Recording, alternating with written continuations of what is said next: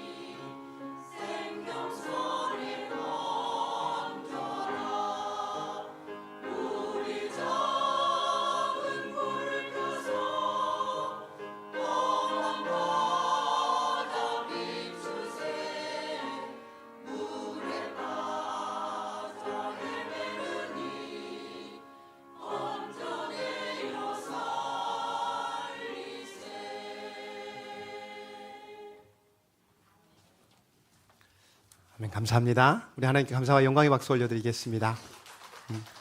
네, 우리 격려의 박수도 한번 같이 드릴까요? 감사합니다. 목소리가 날로 아름다워지는 것 같습니다. 여러분 이 자리 언제든지 사모하며 또 함께 할 수 있는 찬양의 귀한 자리니까요. 여러분 많이 동참해 주시고 또 함께 하나님을 찬양하는 여러분과 저 되기를 소망합니다. 자, 우리 오늘 사도행전 말씀 함께 같이 볼 텐데 여러분 오순절에 임한 그 성령의 강림으로 인해서 초대교회가 탄생한 거지요. 그리고 그들 모두가 성령의 충만함으로 인해서 하나님이 세우신 그 교회 공동체가 어떠한 공동체인지가 우리 사도행전 1장과 2장을 통해서 여러분들과 함께 나누었습니다. 여러분, 교회는 선교적이어야 된다고 여러분들께 말씀드렸습니다. 교회는 뭐여야 된다고요? 선교적이어야 돼요. 왜냐고요? 하나님이 선교적이셨고 또 머리 되시는 그리스도 예수가 선교적이시기 때문입니다. 그러니 우리는 날마다 마음을 같이 하고 또 모이기에 힘쓰고 또 서로를 위해 자신과 또 자신의 소유를 내어주고 또 함께 교제하고 뜻을 함께 나누면서 하나님의 뜻이 무엇인지를 갈망하며 살아가는 거죠. 그리고 모였을 때마다 오로지 기도하기를 무시로 힘쓰는 그러한 공동체, 그러한 교회가 세상을 향하여 선교적 교회의 삶을 살아낼 때 우리는 저저번 주에 함께 나왔던 2장 47절 말씀 우리 한번 먼저 같이 읽도록 하겠습니다. 하나님을 찬미하며 또 온 백성에게 칭송을 받으니 주께서 구원받는 사람을 날마다 더하게 하시니라. 아멘. 교회가 교회다워질 때 그 교회다워지는 그 선교의 사명, 그 선교적 교회의 사명을 잘 감당할 때 오늘 이 말씀처럼 주께서 구원받는 사람들을 날마다 더하게 하신다는 것입니다. 즉 하나님의 나라가 주어진 삶의 모든 영역에서 확장되어져 가는 것을 볼 수 있다는 거죠. 여러분, 교회가 성령에 충만하고 또 그렇게 삶에서 선교적 교회를 삶하고 더불어 더 나아가서 여러분 자신이 교회라고 제가 말씀드렸잖아요. 여기서 말하는 교회는 단지 그냥 한정적으로 제한적으로 동산교회 아니면 어떤 특정한 교회를 말하는 것이 아니라 머리 되시는 그리스도 예수를 믿는 신자들의 모임, 그러니까 여러분이 속한 삶의 모든 영역에서 여러분의 가정이, 여러분의 일터가, 여러분의 사업장이 곧 교회가 될 텐데 그 교회가 이 선교적 사명을 온전히 감당할 때에 분명 그 삶의 현장에서 오늘 이 말씀처럼 회심의 역사가 가득하게 된다는 것이지요. 여러분, 그 결과가 바로 방금 읽었던 이것입니다. 여러분, 교회가요, 부흥을 목표로 살아가면 안 됩니다. 부흥은 부가적인 것 뿐인 거죠. 그러니까 교회의 목표는 부흥이 아니에요. 그럼 교회의 목표가 무엇이냐? 날마다 모이기에 성령의 안에서 그리스도의 이름으로 날마다 모이기에 힘써야 되고요. 또 그렇게 모였으면 함께 기도하고 주의 말씀을 함께 같이 상고하고 함께 나누고 또 그 주신 예수의 능력으로 말미암아 본질 그대로 삶에서 그리스도의 편지로 살아갈 때 그 자체로 세상으로부터 오는 말씀처럼 경외함을 얻고요. 또 더 나아가 칭송함을 얻으며 살아간다는 것입니다. 여러분의 가정과 또 저와 또 우리 동산교회가 그러한 교회 되기를, 그러한 가정 되기를, 그러한 개인 되기를 주님의 이름으로 간절히 축원합니다. 자, 이제 오늘 본문인 이 3장에서요. 우리는 성령 충만한 그리고 예수로 가득한 교회가 만들어가는 세상이 어떤 세상인지를 이제 좀 더 구체적으로 나오는 거예요. 자, 1장과 2장을 보시면 말씀드렸던 것처럼 교회가 탄생하게 되고요. 그 탄생한 교회 안에서 성도들이 어떠한 모습으로 교회 내에서 그리고 각 가정에서 살아내는지가 잘 담겨져 있어요. 그러면 이제 3장부터는 어떤 모습들이 나가느냐면 교회가 세상을 향하여 어떻게 살아가야 하는가에 대한 답이 8장까지 이렇게 쭉 이루어지게 됩니다. 우리 1절 다시 한번 보겠습니다. 우리 1절 다시 한번 읽어볼까요? 시작. 제9시 기도 시간에 베드로와 요한이 성전에 올라갈세. 자, 여러분, 두 명의 제자가 등장합니다. 베드로와 요한입니다. 그런데 이 베드로와 요한이 무엇을 하고 있었냐면 성전에 올라가는 거예요. 근데 성전에 올라가는 이유가 무엇입니까? 기도하러 가는 것입니다. 그러니까 목적은 기도하러 가는 거예요. 여러분, 이 당시에는요, 제사장들은 하루에 2번, 그러니까 9시, 그러니까 우리들 시간으로 오전 9시와 그 다음에 3시에 번제를 드렸습니다. 그러니까 그 번제를 드리는 동안에는 경건한 유대인들은요, 이때 성전을 찾아 기도를 합니다. 이렇게 2번 이 제단을 드릴 때 이렇게 2번 기도를 하고 그 중간에 정오 때에 그때도 나와서 기도를 하는 거죠. 그러니까 하루에 3번 이 경건한 유대인들은 성전에 나와서 기도하는 습관들이 있었어요. 그런데 이것들이 어디서부터 나타난 거냐면 다니엘이 그 이방 나라에서 포로 생활 중에도 어디를 향하여 바라봤냐면 고향 쪽을 향하여 창문을 열고 하루에 3번 기도한 것에서 유래가 되었고, 그것을 자연스럽게 유대인의 오랜 관습처럼 습관처럼 그들이 기도하는 것들이 몸에 이렇게 배기 시작했던 것이지요. 그러니까 초대교회에 있는 대부분의 사람들이 유대인이었기 때문에 이 유대인들, 동일하게 여기 있는 베드로와 요한도 마찬가지로 이 정한 때에 성전에 가서 기도를 했다는 것입니다. 그러니까 그 모습인 거예요. 그런데 이 성전에 올라간 이 3번의 시간 중에 여기서 9시라고 표현을 했는데요. 9시가 우리나라 말로 몇 시냐면 오후 3시입니다. 그러니까 유대인의 시간에 6을 더하면 되는 거예요. 그러니까 오후 3시인 거예요. 이때가 사람들이 가장 많이 몰리는 시간이기도 합니다. 기도하러 많이 오는 시간이었고 많이 붐비던 상황이었어요.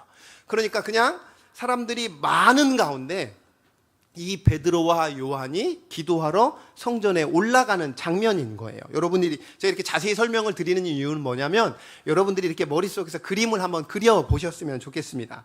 자, 그 가운데 이 둘이 누구를 보게 되냐면 성전 미문에서 구걸하는, 이 표현은 죄송하지만 안진뱅이를 이렇게 보게 됩니다. 우리 2절 함께 같이 보도록 하겠습니다. 나면서 못 걷게 된 이를 사람들이 메고 오니 이는 성전에 들어가는 사람들에게 구걸하기 위하여 날마다 미문이라는 성전 문에 두는 자라. 자, 여러분, 뭐라고 이 사람을 뭐라고 표현하고 있냐면 나면서 못 걷게 된 이라는 거예요. 그러니까 헬라어 원문 그대로 직역을 하면 이렇게 표현이 되어 있습니다.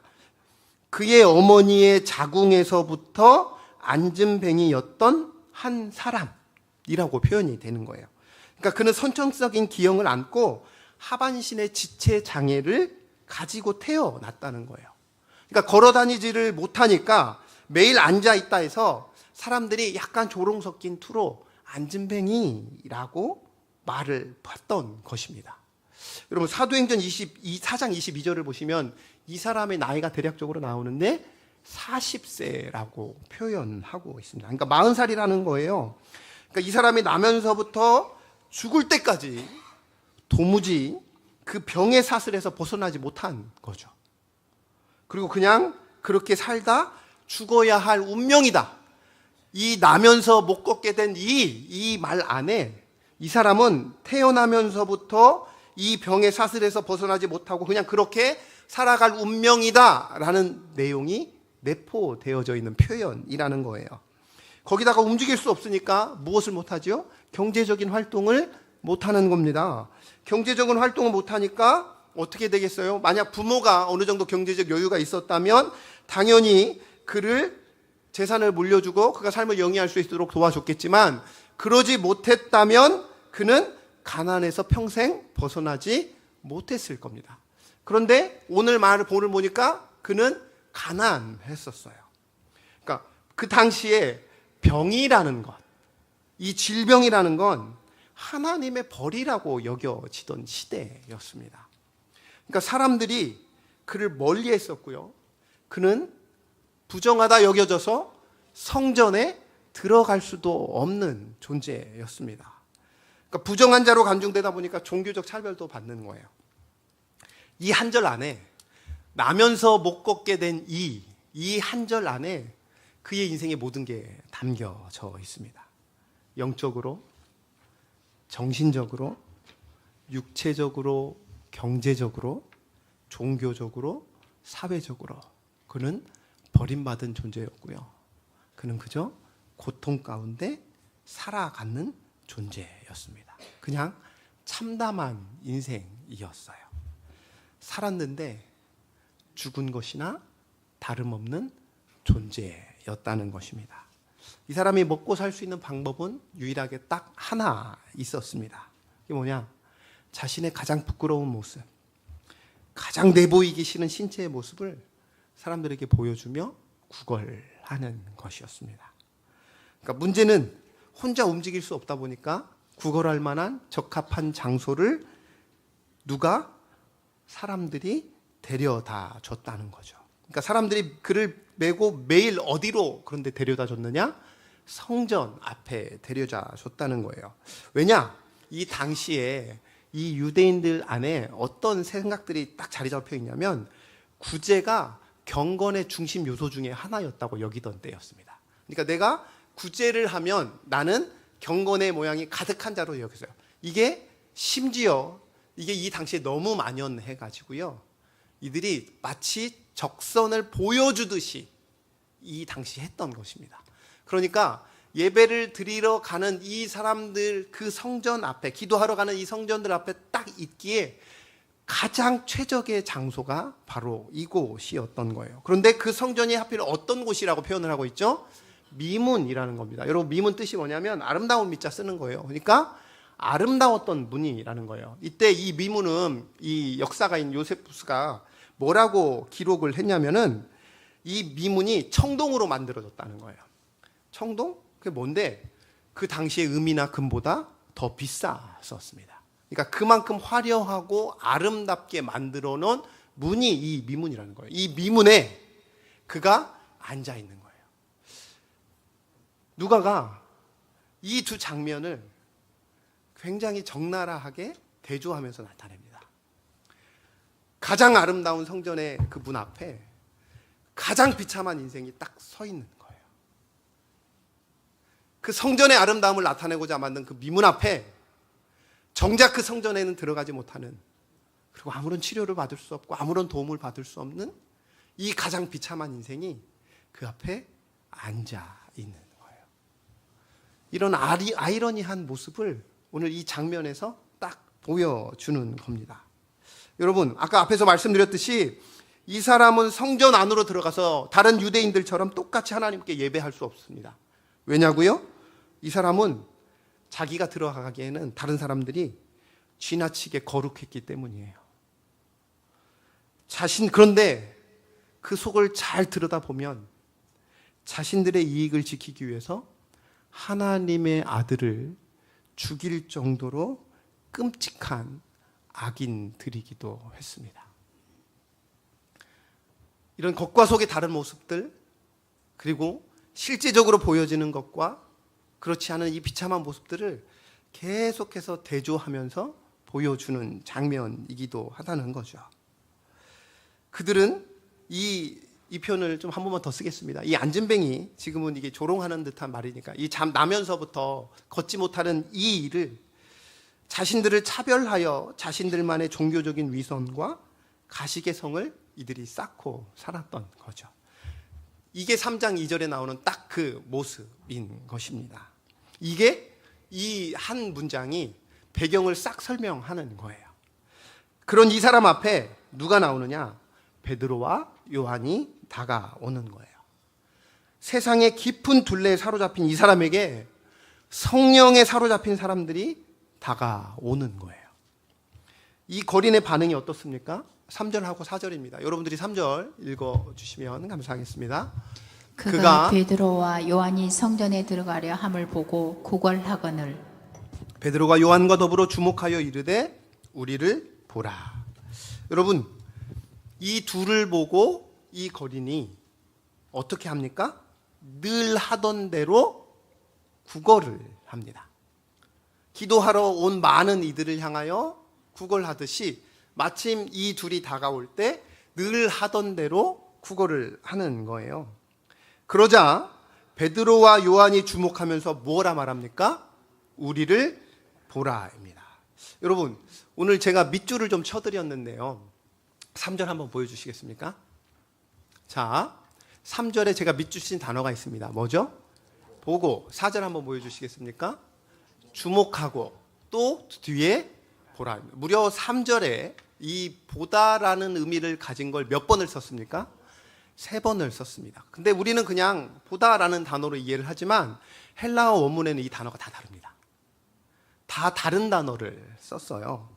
먼저 3절에 나오는 보다는 어떤 거냐면 거린이 베드로와 요한을 보고 구걸했습니다. 여기서 말하는 그 보다는 뭐냐면 그냥 육안으로 보는 행위인 거예요.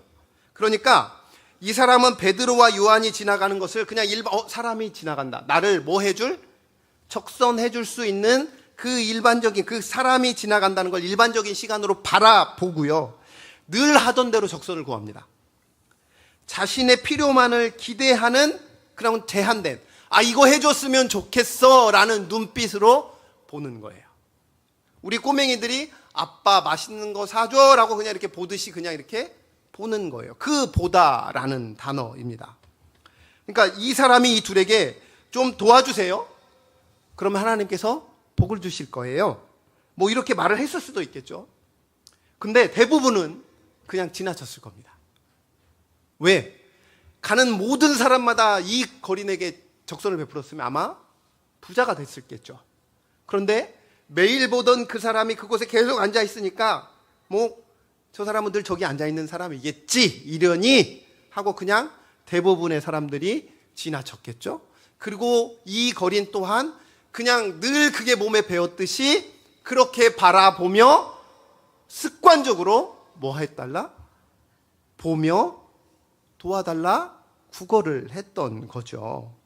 그런데 4절 말씀 보시면 아주 희망적인 이들이 멈추면서 이 둘이 멈추면서 아주 희망적인 말을 하는데 그 전에 어떻게 나누면 주목한다라고 말하고 있습니다. 여기서 말하는 주목하다라는 단어는 무슨 의미냐면 사도행전에만 무려 10번 쓰인 단어입니다. 꽤 많이 쓰인 단어인 거예요.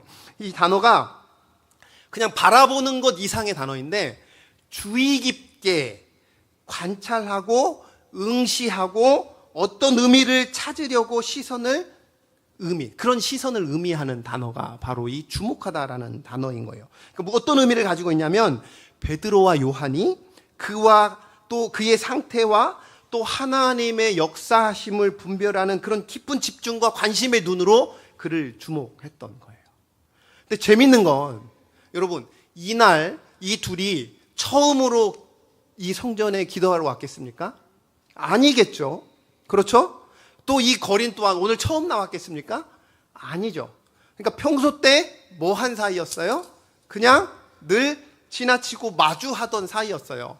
그런데 어느 한 날, 바로 이날 베드로와 요한이 그 성령의 감동하심 따라 그 의미가 포함된 단어인 거예요. 이 거린을 나서 단 한 번도 이렇게 서지 못한 이 앉아 있는 이 사람을 주목했던 거예요. 그러니까 하나님이 이를 바라보게 하셨다는 거예요. 그리고 그에게 이렇게 말하는 겁니다. 우리를 보라. 우리를 보라.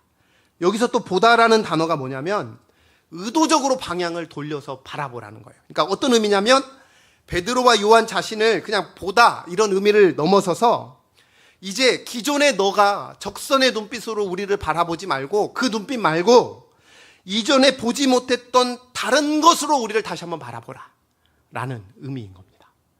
그러니까 처음에 이 거린의 시선은 늘 바라보는 듯한 눈빛으로 적선의 의미로서 일상적인 눈빛으로 바라보았을 때 이 베드로와 요한은 성령 하나님이 이 안에 충만하사 다른 의미로서 다시 한번 이들을 주목하게 되고요.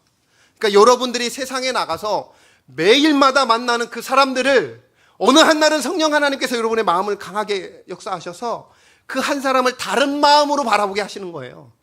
그 눈빛인 거예요. 그렇게 주목하여 있을 때 그렇게 말하는 겁니다. 우리를 너가 다시 바라봐 줬으면 좋겠는데 그 눈빛은 기존의 나를 쳐다보던 너가 그냥 너의 필요에 따라 바라보는 그 눈빛으로 말고 다른 눈빛으로 다시 한번 우리를 바라봐 주기를 바란다 라는 마음으로 우리를 보라고 말하는 것입니다. 여러분, 그럼 이 눈빛을 우리가 뭐와 한번 연계시킬 수 있냐면 이 베드로의 눈빛이, 그러니까 이 베드로와 요한이 그 거린을 바라보았을 때 주목했을 때 어떤 눈빛으로 주목했을까요? 성경에 과연 어떤 눈빛으로 이것들을 좀 저희들이 같이 등치시킬 수 있을까요? 무엇이냐면 혹시 기억나십니까? 베드로가 예수님께서 못 박히시기 전날 잡혀가셨을 때 3번을 부인합니다. 뒤에서 몰래 따라가지만 그 가운데 이 사람이 예수와 함께 했던 사람이다 라고 얘기했을 때 베드로가 3번을 부인하죠. 근데 그 세 번을 부인할 때, 그 마지막 부인할 때 어떻게 되죠? 예수님과 그 시선이 마주칩니다. 그 예수님의 시선이었을 거예요. 이 베드로를 불쌍히 여기는 그 시선, 그를 모두 이해하는 듯한 그 시선, 그 시선으로 오늘 베드로가 누구를 바라보는 거예요? 그 거린을 바라보는 거예요. 그리고 말하는 겁니다. 우리를 보라. 그러자 그 거린의 반응이 어떻습니까? 이 정도면은 우와, 뭔가 다른 거 주려나 보다. 그렇게 여겼겠죠? 5절 함께 같이 보겠습니다. 우리 5절 한번 같이 읽어볼까요? 그가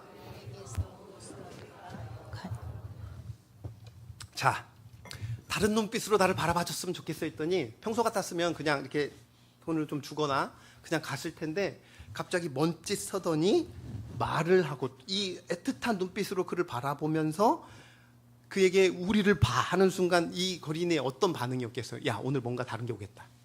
그렇죠? 뭔가 더 큰 걸, 내가 평소 때 얻지 못한 뭔가 더 큰 걸 받을 수 있겠지 하는 마음으로 바라본 거예요. 그런데 어떻게 됩니까? 6절 말씀 한번 보겠습니다.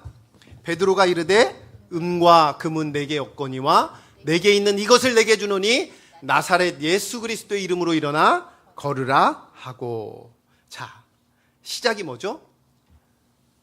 여러분 이 말을 한번 해보세요. 자, 죄송합니다. 여러분이 거린이라고 한번 느껴보십시오. 제가 베드로와 요한이라는 입장에서 여러분께 말씀드렸습니다. 여러분이 뭔가 저한테 되게 바라는 듯한 눈빛으로, 근데 그 바라는 게 뭐냐면 내가 오늘 하루를 살아갈 수 있는 돈이라는 거예요.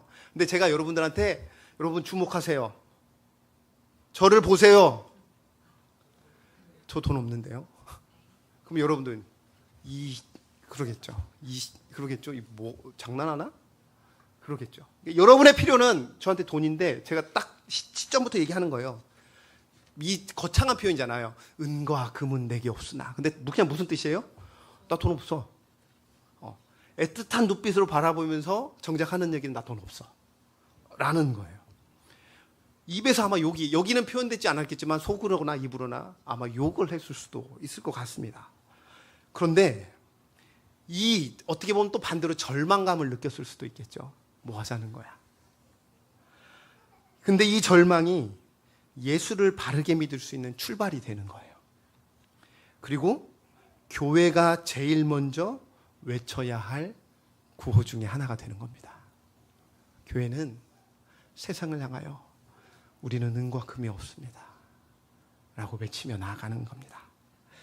다만 어떤 의미이냐, 우리는 은과 금을 추구 사는 이 세상에서 동일하게 은금을 추구하고, 이 교회가 동일하게 은과 금을 추구하고 또 그것들을 가지고 세상을 통치하는 그런 공동체, 개인이 아니라는 거예요.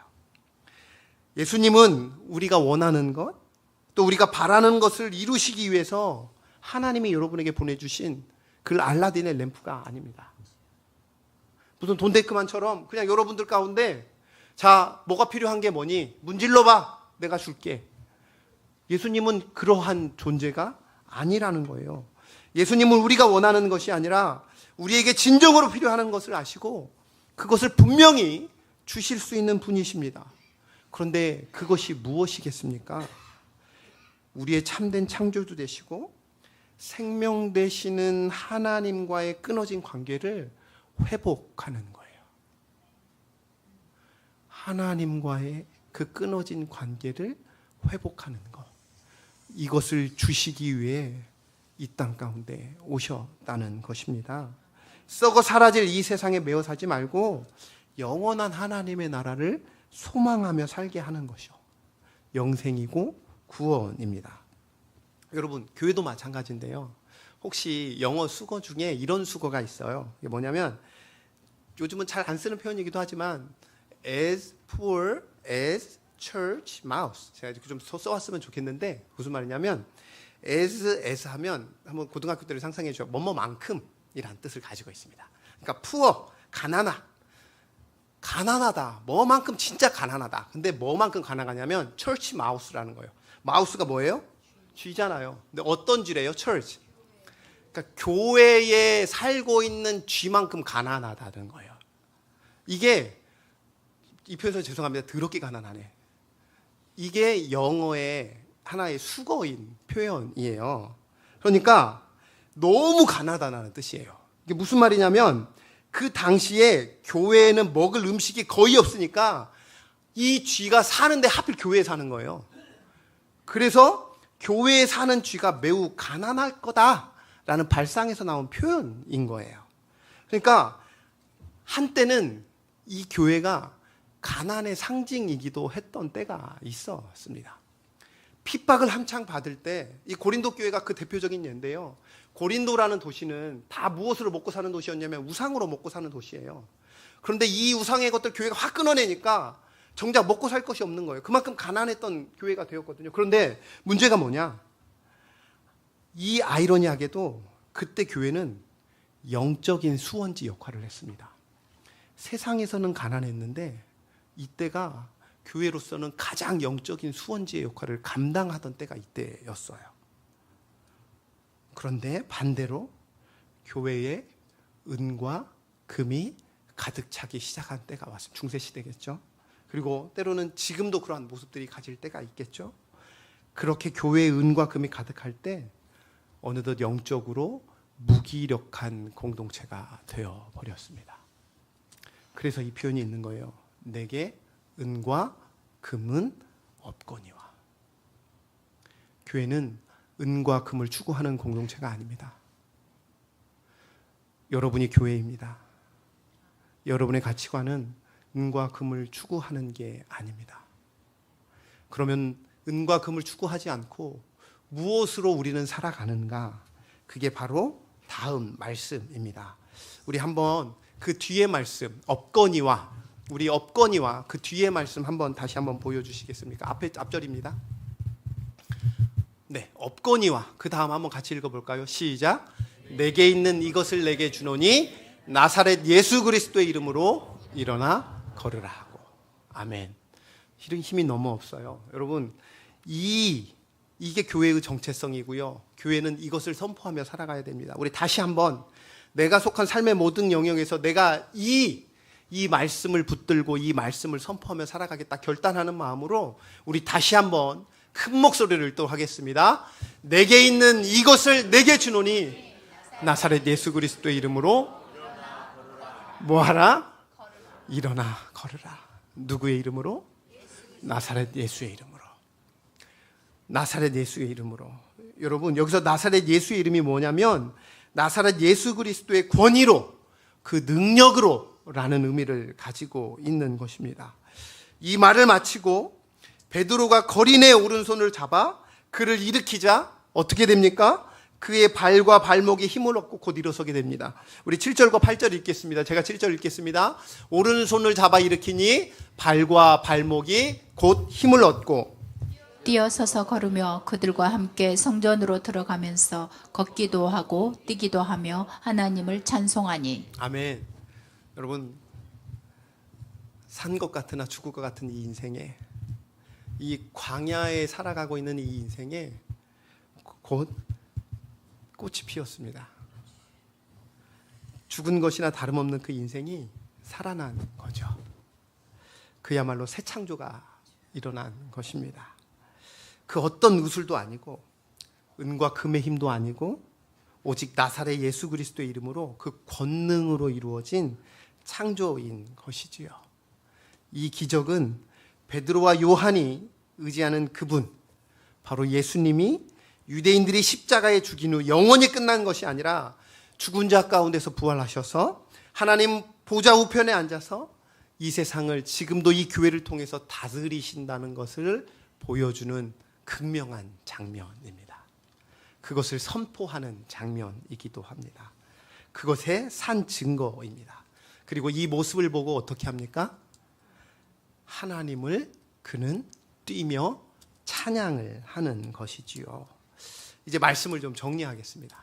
사랑하는 성도 여러분, 마지막으로 그 예수 그리스도의 이름으로 그 능력으로 살아가는 교회의 삶이 그렇다면 구체적으로 무엇일까요? 무슨 말이냐?